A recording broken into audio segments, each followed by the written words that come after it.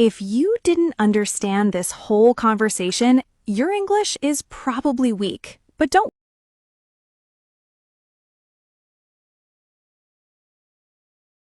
If you didn't understand this whole conversation, your English is probably weak. But don't worry, stay until the end and see how much you can actually catch. Okay, Emma, let's be honest. Sometimes advanced English learners understand grammar perfectly, but real conversations completely destroy them. Exactly, because native speakers don't speak like textbooks. They interrupt each other, change topics randomly, use sarcasm, slang, idioms, and speak way too fast. Yeah, I remember when I first visited London, someone asked me, "You all right?" And I started explaining my entire emotional state. No way! I swear, I was like, "Actually, I've been stressed lately." And the guy just stared at me. Because you all right in Britain usually just means hello. I learned that the hard way.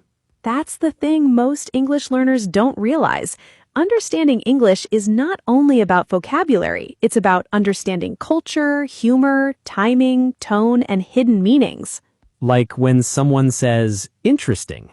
Oh yeah, that could mean, I hate this, this is weird, you're wrong, or sometimes actually interesting. English is dangerous. Very dangerous. Especially American sarcasm. Americans can insult you while smiling. Facts. Someone can say, wow, that's bold, and you'll spend 3 business days wondering if they complimented you or attacked you. Honestly, learning English sometimes feels like decoding human psychology. True. And speaking of psychology, why do people suddenly become fluent when arguing? Oh my God, that's real. You could study English for 10 years and forget every word during a presentation, but the second someone annoys you? First of all, Exactly. adrenaline is the best language teacher.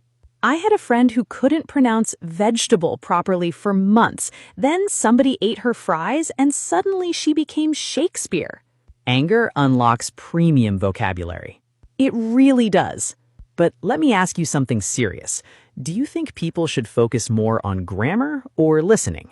Listening, 100%. Really? Yeah, because a lot of learners study grammar for years but panic the moment a native speaker says something simple like, "Gonna grab some coffee, you want anything?" True. Spoken English is messy. Super messy. Native speakers cut words constantly. Want to becomes wanna, going to becomes gonna, did you becomes didja. And don't forget, I don't know becomes I dunno. Exactly. If learners only study perfect textbook English, real conversations sound like machine gun noises. Honestly, movies helped me more than school ever did. Same, especially sitcoms. Which sitcom taught you the most English?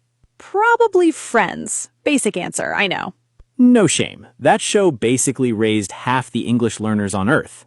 What about you? The Office. That explains your awkward personality. Thank you.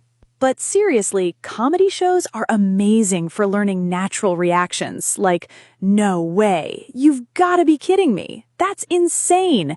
Good for you." Fair enough. Fair enough is such a useful phrase.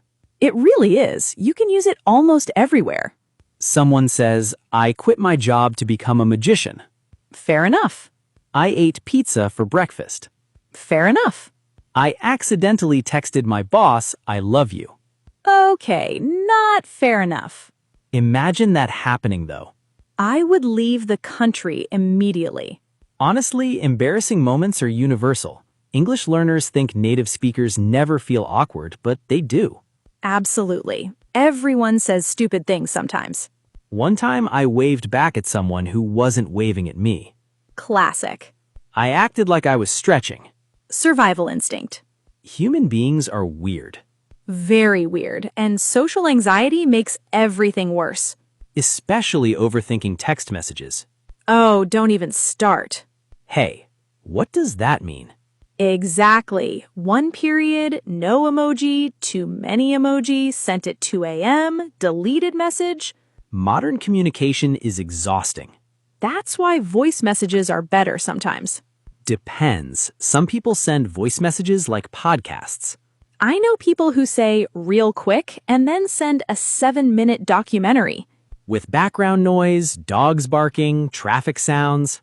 And breathing directly into the microphone. Honestly, technology improved communication and destroyed it at the same time. Facts. Also, why do people suddenly become philosophers after midnight? Oh, that's real. At 2 p.m., haha, okay. At 2 a.m., what are humans truly searching for? Do we control our lives, or are we controlled by fear? Why do songs sound better when you're sad?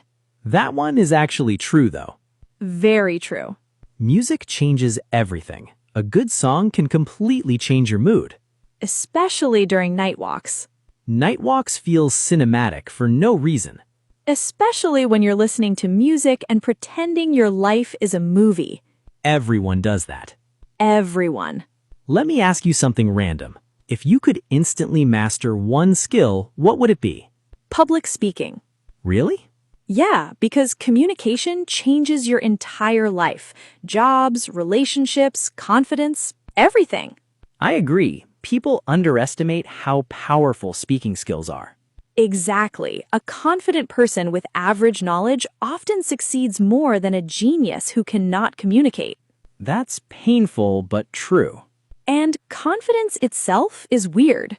Why? Because sometimes confidence comes after action, not before it. Explain. People wait to feel confident before starting something, but usually confidence appears after you survive uncomfortable situations repeatedly. So basically your brain says, oh, we didn't die. Cool. Pretty much. That actually explains the gym too. Totally. The first day is terrifying. Then months later, you start giving advice to beginners. Character development. Exactly. Speaking of gyms, why do gym mirrors hit differently? Because gym lighting is basically emotional manipulation. I look powerful in the gym mirror, and then I get home looking like uncooked spaghetti. Same energy as trying clothes in a store versus at home. Stores have professional lighting engineers working against us. It's a conspiracy. Honestly, though, self-improvement online became kinda toxic sometimes.